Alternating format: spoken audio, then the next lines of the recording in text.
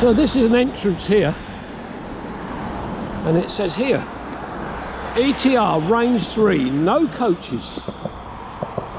And there we go. On queue.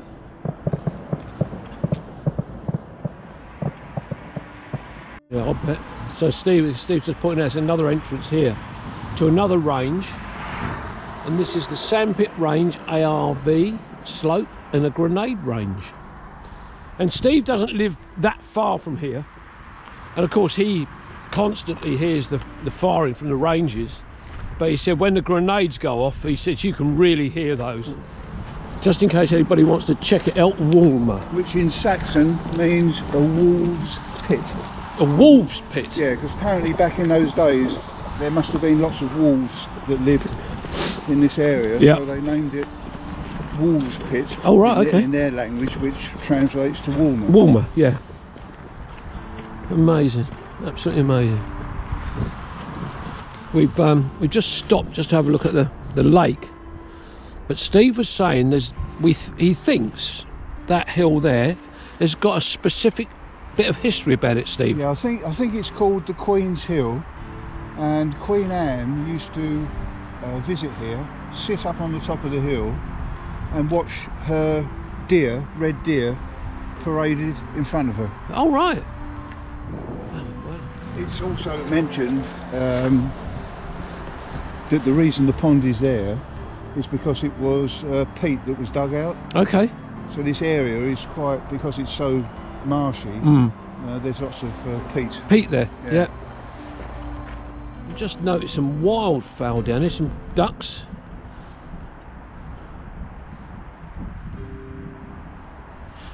Steve's just checked some of his research, and it was Henry VIII was actually here because he was the second son and wasn't expected to become king. I think that's right, Steve, wasn't it? Yeah, that's right. So consequently he spent much of his time in the forest as a ranger. As a ranger, yeah. And he stayed at a place, Lode Farm in Kingsley, which was built by one of the previous kings. Ah, right, okay.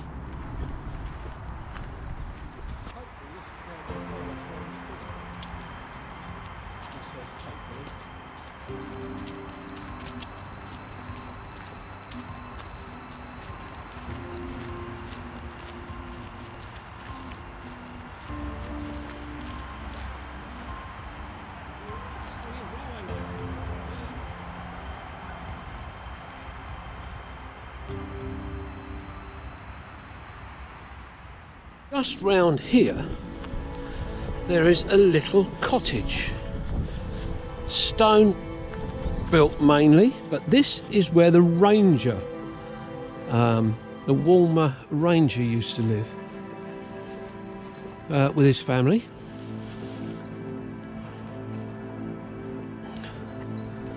Here it is, look. Everything's boarded up, unfortunately.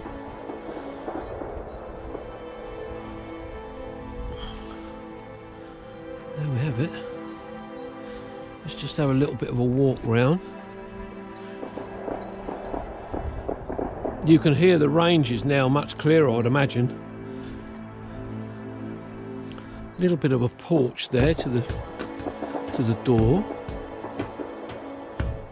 Well, that's the direction they're coming from. And Steve says as we get further round, we'll be, getting much louder. But this is pebble dashed, or another terminology for it is stucco, and that's where you have a cement base and then you throw or flick these bits of stone into, or flint into it. Pea grit is another word. And we have a stone wall here, and Steve quite rightly said just now that the gallatin is in the mortar on this back wall, or end gable wall.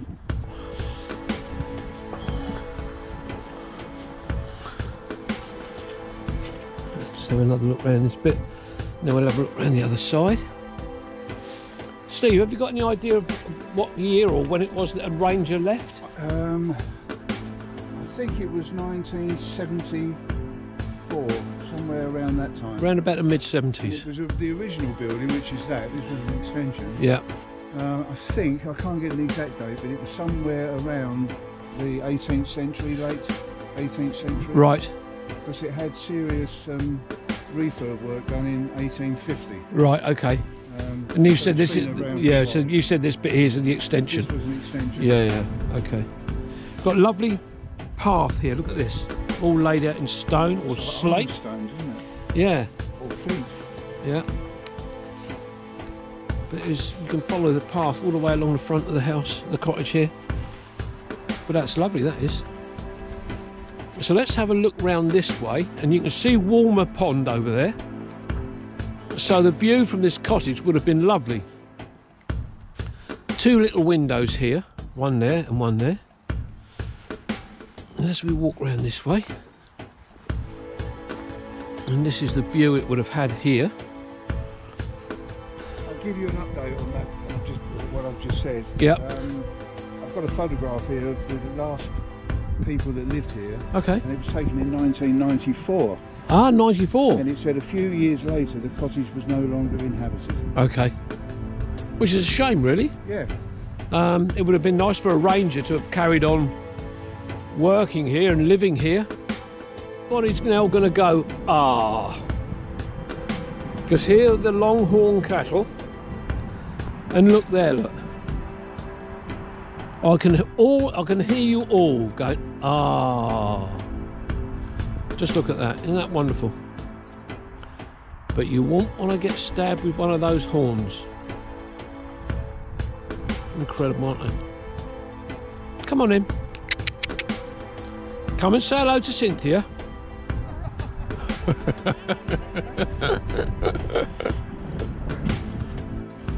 a turnpike where they turn. Oh, okay. I've got a feeling this might have been it. It could have been, yeah. You're quite right. 'Cause there's the rails, got the rails here, Yeah. and there's another set of rails just up there. Yeah, and this area looks like. Yeah, it would have been. Yeah, I think you're right, Steve. We've just passed this road here, which interestingly, the gate is open. We think that's rather silly because that's heading towards the ranges. And just there in the background, you'll see a sandbank with a grey at the bottom of it. That is where they're shooting the live rounds into. That might give you a better view of that. Yeah, they shoot into, look. Over there. So we are extremely close to the firing ranges.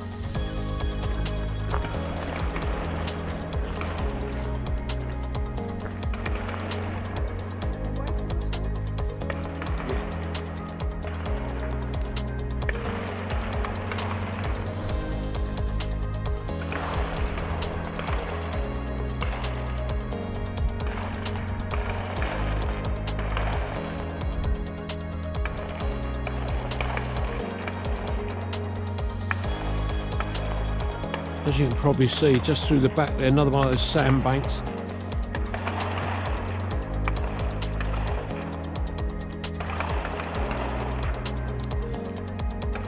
I'm assuming that the firing is between the grey and the sandbanks, because I can actually see people walking this side of the grey bank. I'm guessing the soldiers would be on the other side of that. But we were saying just now, you know, you've got this live firing going on, and you've got the Ukraine and Russian war going on. You've got the fighting in Israel and against Palestinians, the so-called terrorists. But the children that are going to be hearing this, it's going to be with them for the rest of their lives. It's just awful, absolutely awful. I just heard somebody bark out a command.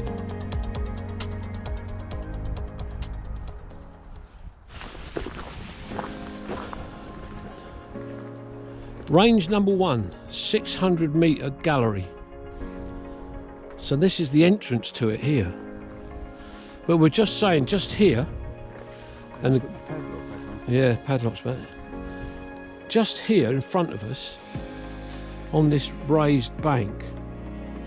It's 600 metres from here to wherever they're aiming at up there, but got the positions at 1, 2, 3, 4, 5, 6, 7, 8, 9, 10, 11, 12. So there's 12 positions there for soldiers to do.